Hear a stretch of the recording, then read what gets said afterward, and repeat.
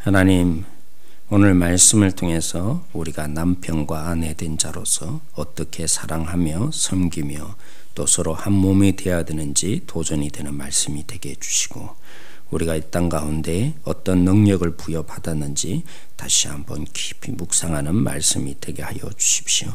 감사하며 예수님의 이름으로 기도드렸습니다. 아멘.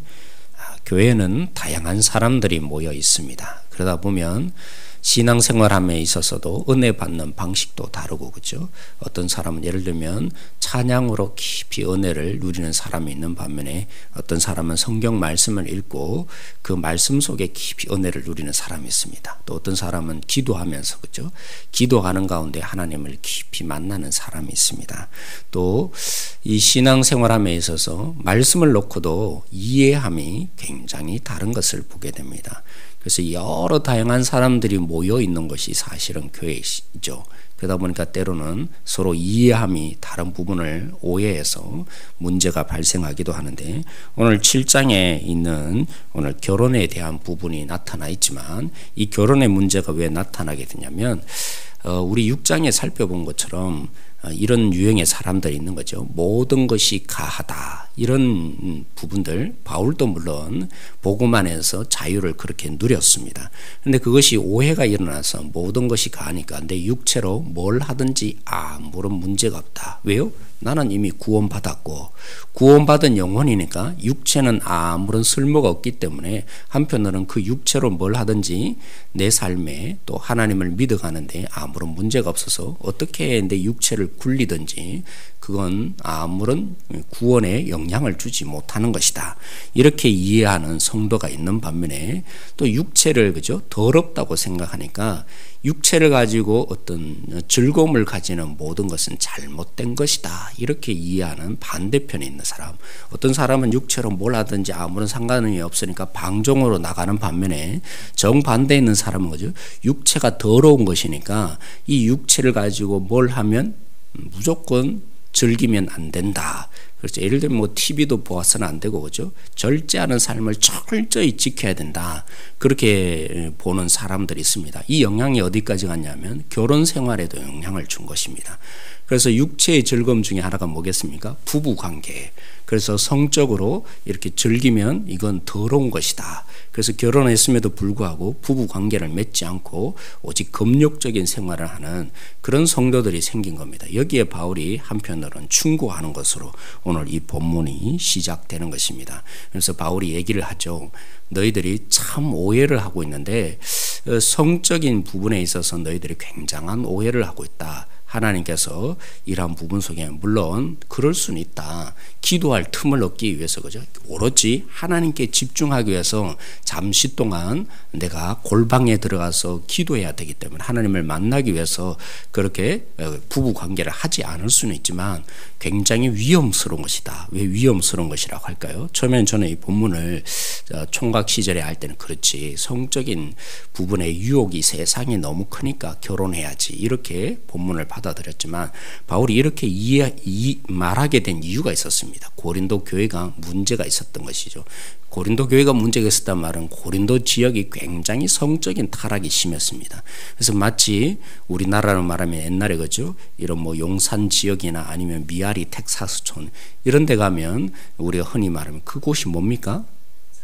장려촌. 그런 것처럼 심지어는 고린도 지역이 장려촌과 다를 바가 없었습니다. 그만큼 타락한 지역이죠. 그래서 어떤 지역이 굉장히 성적으로 타락했다면 고린도와 같다, 이런 별명이 생길 정도로 성적인 타락이 심했다는 것입니다. 근데 사람이 결혼해서 부부 관계를 맺고, 그래서 나름대로 부부가 서로 사랑하게 되면, 그죠? 이런 성적인 타락을 막을 수 있는데 고린도 지역을 얘기하는 것입니다.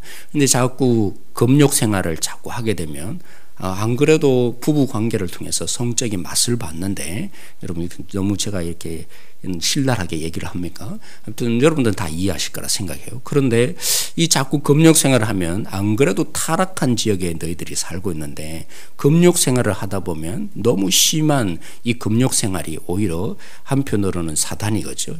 타락의 길로 가는 그 길을 만들기 때문에 너희가 이 부부 관계를 잘 해야 한다. 너희들 크게 오해를 하고 있다라고 바울이 교정을 해주기 위해서 한편은 이 본문이 사용되고 있는 것이 마땅합니다. 그래서 3절 4절이 어떻게 하라고 합니까?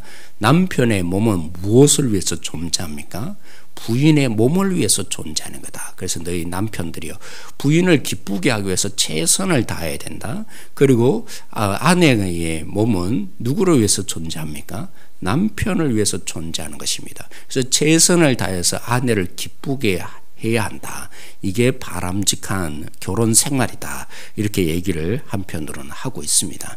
근데 이것이 성적인 부분에만 적용될 것이 아니라 영적인 깊이까지 들어가 봐야죠. 그래서 우리가 단순히 성적인 이 부패함을 막기 위해서 결혼한다면 얼마나 이 결혼 생활이 한편으로는 참 얼마나 사소한 것이 되겠습니까? 바울의 이 문제를 다시 한번 우리의 실제의 삶에 적용해 본다면 결혼의 실제 이유가 무엇이어야 합니까? 결혼은 한편으로는 그죠? 남편을 위해서 아내가 존재하고 아내를 위해서 남편이 존재하는 것이 결혼의 비밀입니다.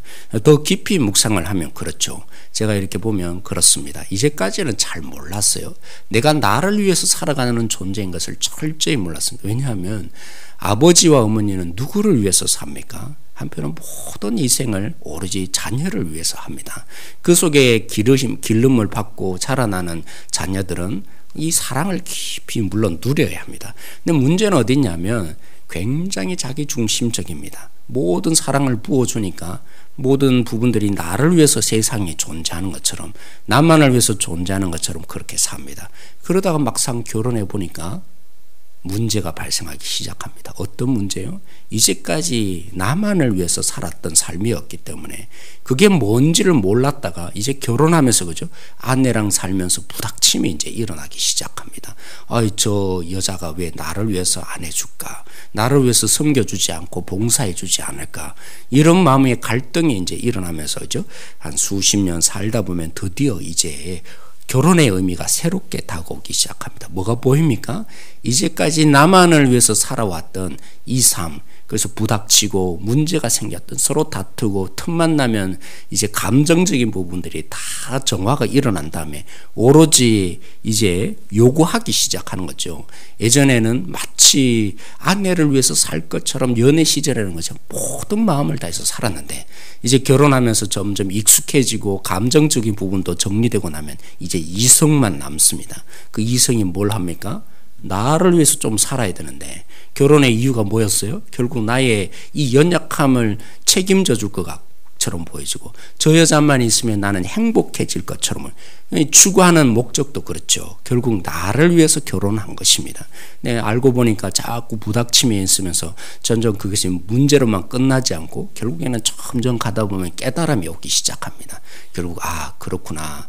내가 상대방도 존재하고 있구나. 나만을 위해서 이제까지 살았는데 상대방도 존재하고 있구나. 그래서 점점 이제 하나씩 끼워 맞춰지는 것이 우리의 삶이었어요. 그죠? 근데 바울은 오늘 거꾸로 얘기합니다.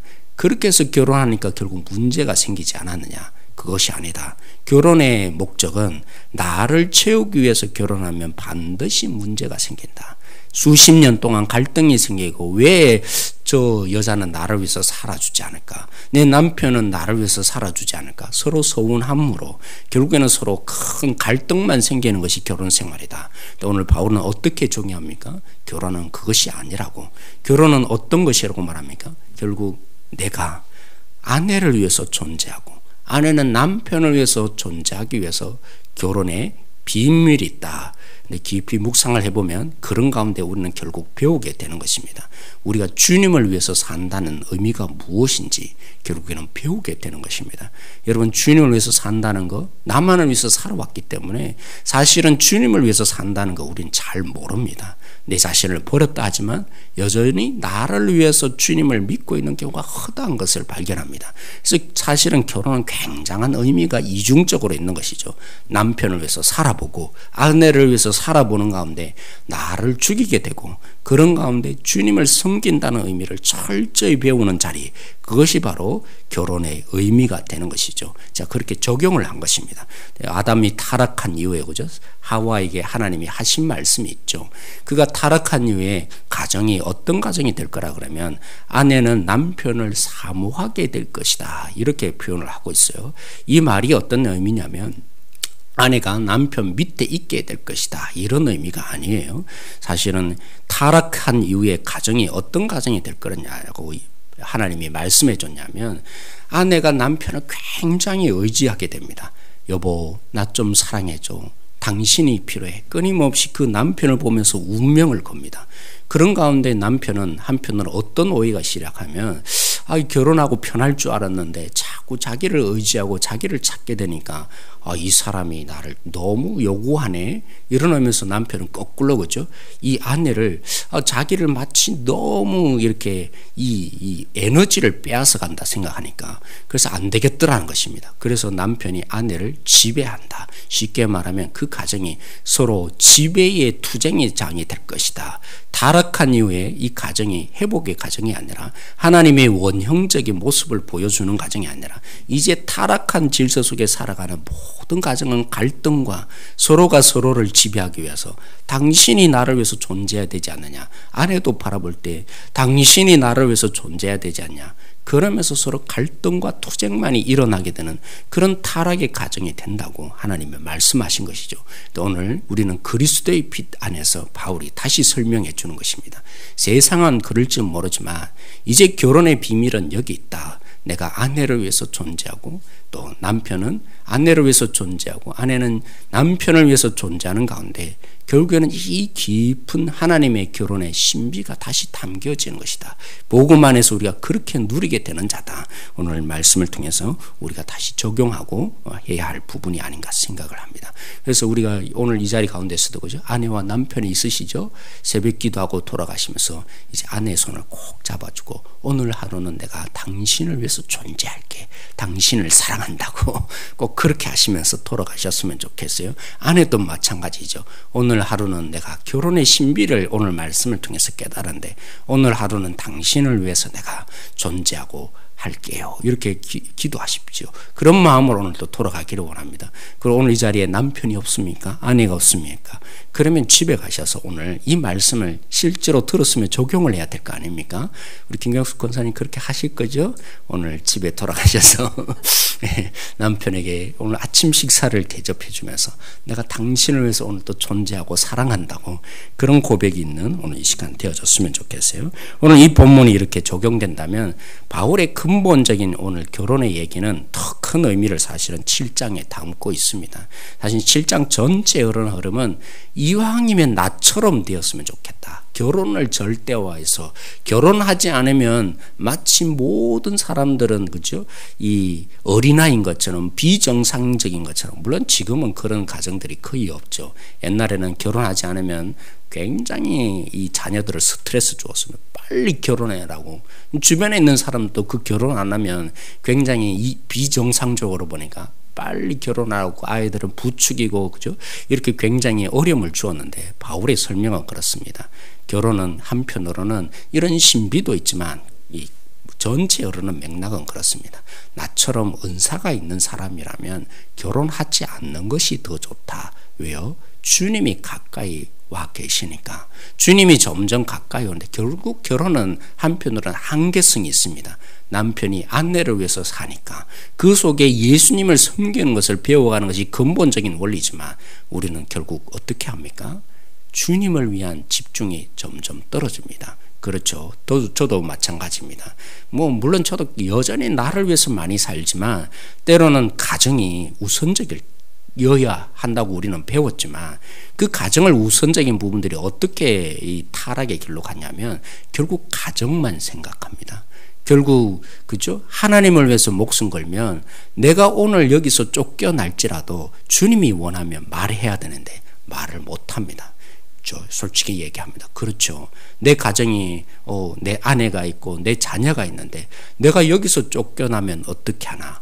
이래서 사람의 눈치를 보고 주님을 위한 말을 하는 게 아니라 사람이 듣기 좋은 말을 하고 이왕이면 타협하는 그런 말을 할 수밖에 없는 것이죠. 그래서 바울이 깊이 묵상해 보면서 이건 원래 하나님이 창조의 질서에서 얘기한 부분은 아니지만 그리스도의 비닫에 성령으로 거듭나서 내가 다시 보니까 차라리 너희들이 주님을 위해서 온전히 살지 못하는 것이 결혼 생활이기 때문에 그러므로 너희들이 이왕이면 전혀 총각이 있다면 결혼하지 않고 있다면 결혼하지 않고 사는 것이 주를 위해서 산다는 면에서 그리고 한편으로는 그죠? 주님이 오신다는 관점에서 이 빛 아래 새롭게 볼 때는 너무 결혼시키려고 하지 말라. 바울이 이렇게 얘기를 하고 있죠. 그런데 결혼했다면 어떻게 할 것이냐. 그 얘기가 지금 10절부터 쭉 이어지는데 특별히 12절에 특별한 이 고린도의 상황이 있습니다. 어떤 상황이었냐면 고린도 성도들이 어떤 사람들입니까? 유대인이 아니고 처음부터 하나님을 알았던 사람이 아닙니다. 다 불신자였던 것이죠. 불신자들이 이제 결혼했다가 예수님을 어느 한편이 믿은 거죠. 남편이 예수님을 믿든지 아니면 아내가 예수님을 믿었습니다. 근데 예수님을 믿고 난 뒤에 가만히 자신 속에 보니까 이 부부는 이제 한 몸이 되는 것인데 한 몸이 된다는 건 뭐예요? 모든 것이 같아져야 되는 거 아닙니까?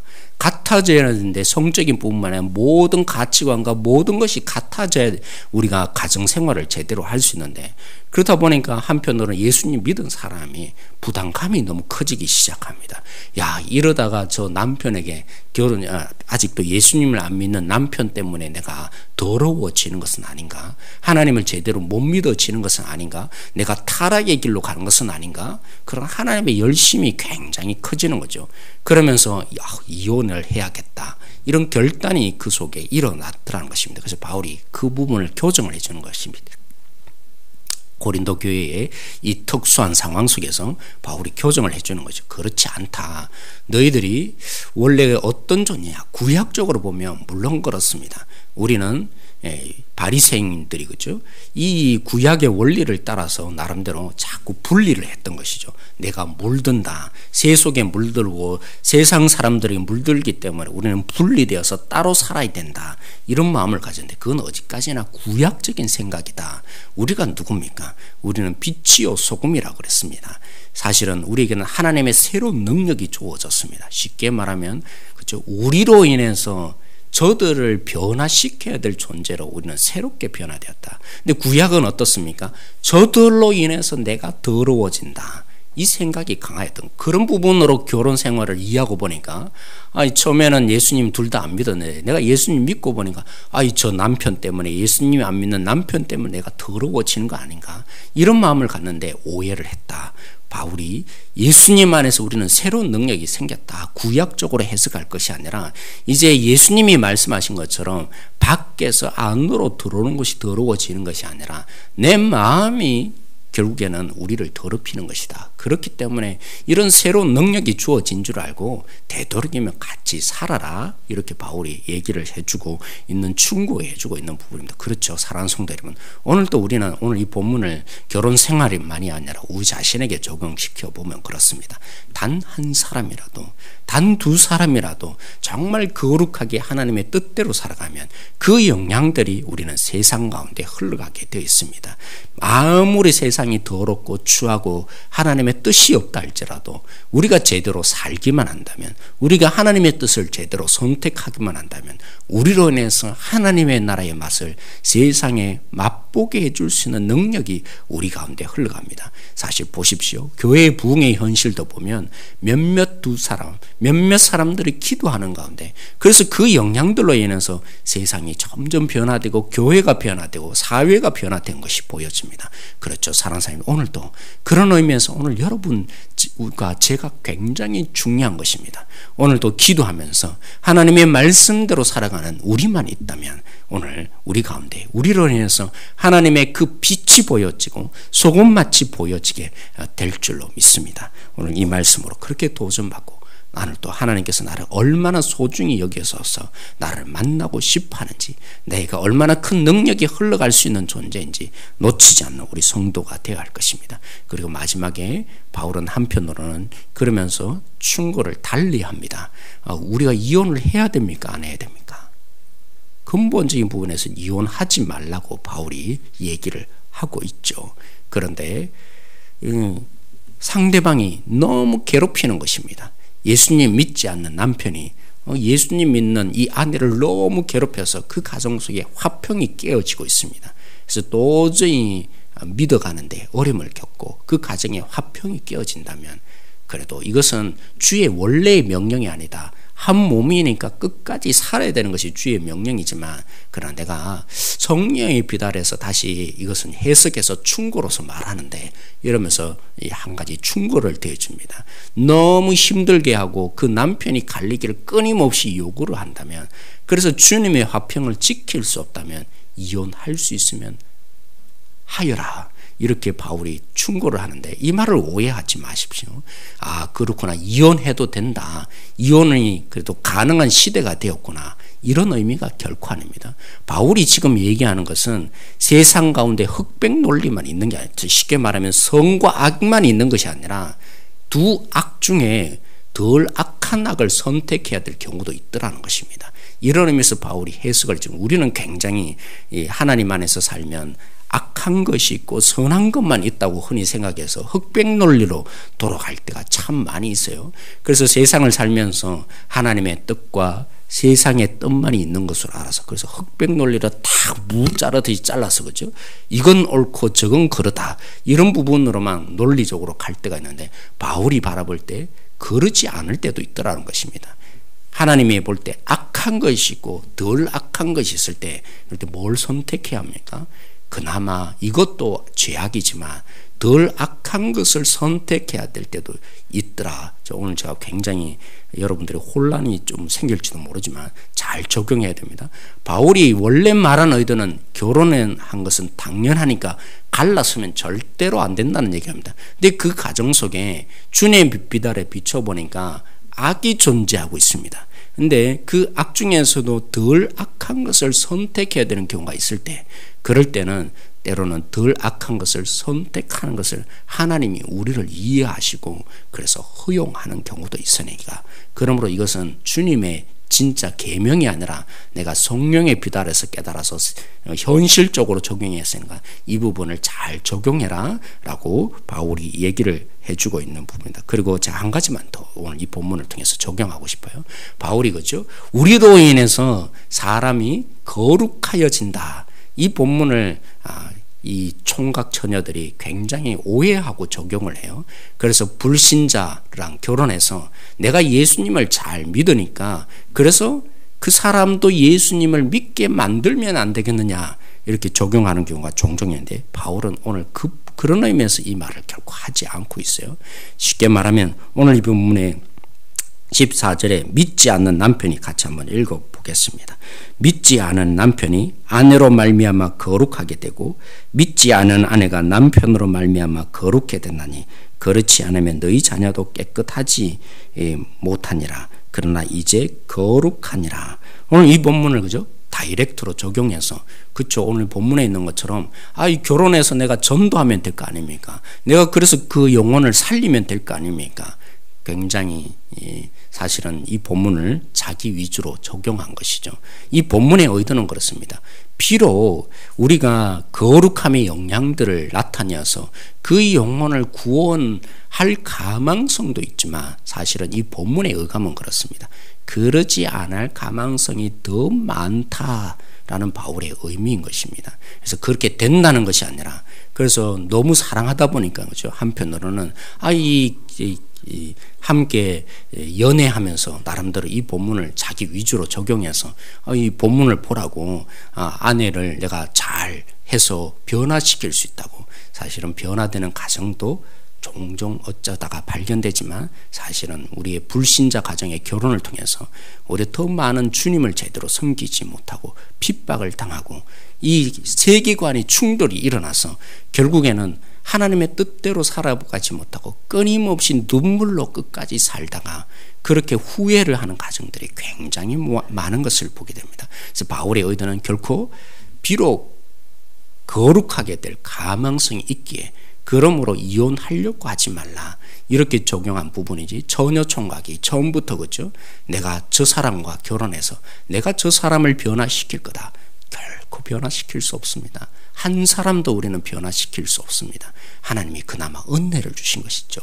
그 영혼을 불쌍히 여기셔서 그의 기도를 들으셔서 그의 눈물을 보시고 하나님이 마음을 찢으면서 변화를 주신 것이 그 영혼인 것이죠. 그러면 사랑하는 성도 여러분, 이왕이면 되도록이면 우리 자녀들을 결혼에 목숨을 걸고 그래서 어찌해든 결혼시키려는 이 부분에 초점을 두게 되면 우리는 우리의 자녀를 굉장히 불행하게 만들 가망성이 많습니다. 그리고 우리는 보아야 합니다. 우리 자녀가 제대로 주님의 사람으로 서 있지 못하는데 결혼을 시켜서 내보내려고 한다면 우리가 어떻겠습니까?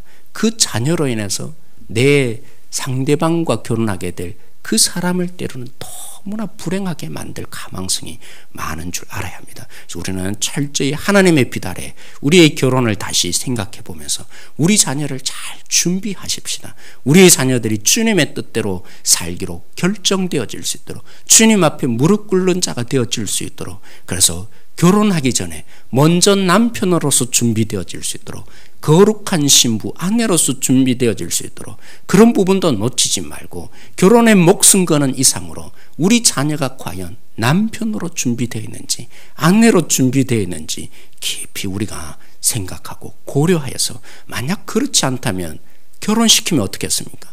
결국 그 상대방인 사람을 사위나 아니면 그죠? 며느리를 굉장히 힘들게 하고 주님의 사람으로 살지 못하게 만들 그 위험을 우리가 노출시키고 있는 것을 우리는 깊이 오늘도 이 말씀을 통해서 적용되어야 할 줄로 믿습니다. 기도하겠습니다. 하나님 참 감사합니다. 오늘도 이 말씀을 우리에게 들려주시고 실질적인 부분들을 깨닫게 하여 주시니 참 감사합니다. 오늘도 우리가 존재합니다. 하나님을 위해서 존재하는데 우리의 가정을 주신 것 참으로 감사합니다. 우리는 철저히 이기적이고 나를 위해서 사는 존재입니다. 그런데 내 남편을 통해서 내 아내를 통해서 우리가 서로 섬기는 존재가 되게 하셨고 그래서 우리가 이 모든 연습 가운데 주님을 위해서 내 자신을 죽이는 것이 무엇인지를 배울 수 있는 이 가정 되게 하심을 감사합니다.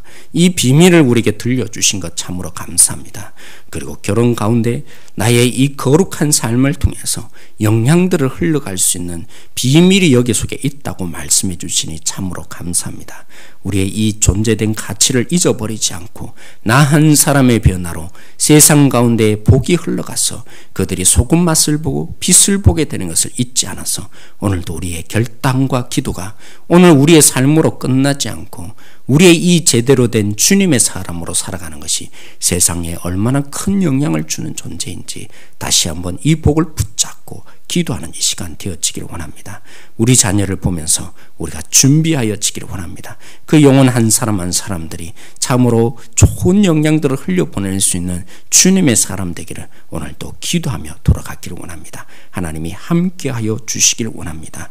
그리고 하나님 우리는 그렇습니다. 너무나 연약한 존재이고 세상이 너무나 악하여서 때로는 악만이 존재하는 곳이 너무나 많을 때가 있습니다.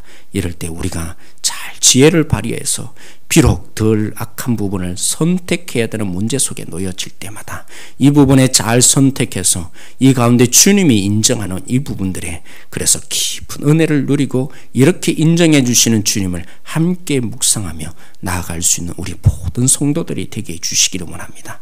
이 모든 것 감사하며 예수님의 이름으로 기도드렸습니다. 아멘. 우리가 오늘 말씀으로 우리 함께 우리 남편을 먼저 기도하십시다. 우리 아내를 위해서 기도하십시다.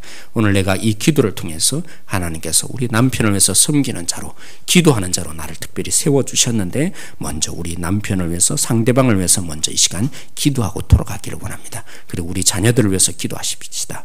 결혼한 자녀가 있다면 우리 자녀들이 이 결혼의 신비를 다시 한번 깨닫는 주님을 온전히 섬길 수 있는 그런 자녀가 되게 달라고 기도해 주시고 아직 결혼하지 못한 자녀들이 있다면 하나님 결혼을 위해서 준비하는 남편으로 준비되어지고 아내로서 준비되어질 수 있도록 이 시간에 시간에 기도하십시다. 그리고 주님의 오심이 점점 가까워지는데 우리가 이 시간에 기도해서 하나님을 위해서 살아가는 이 삶을 위해서 세상은 점점 갈수록 나만을 위해서 살게 만드는데 주님의 오심을 준비할 수 있는 우리 성도들이 되어질 수 있도록 오늘 말씀으로 우리 함께 기도하십시다. 그리고 우리의 교회를 위해서 함께 기도하십시다. 우리 성도 한 분 한 분들이 행복한 교회, 행복한 성도가 되어질 수 있도록 먼저 주님을 생각하게 해주시고 우리 공동체의 모습들을 서로 배워갈 수 있도록 주님 붙들어 달라고 이 시간에 이것을 위해서 기도하시고 우리 확신반과 기초반을 위해서 특별히 기도해 주시고 이제 돌아오는 주일 추수감사주일입니다.